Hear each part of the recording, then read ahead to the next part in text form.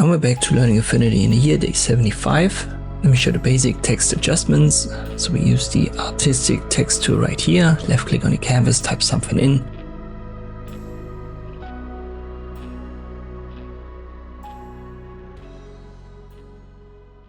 I've shown in the last couple of videos, you can change the font at the top left, and there are certain styles attached to them.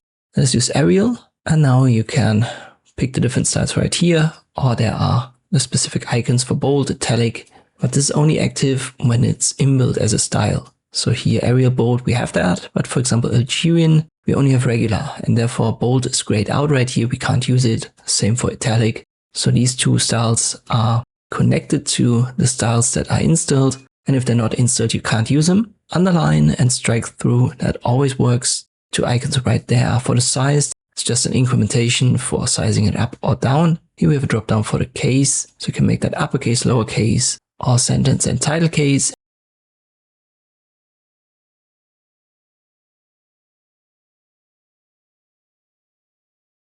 And then we have a superscript and subscript. Let me show you that quickly. So this can be, for example, used for chemical signs. Let's say H2O.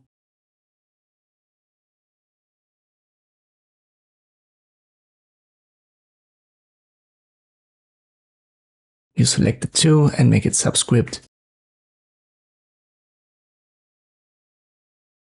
And sometimes in chemistry you have a negative load. So let me add a minus. I select it and then use superscript.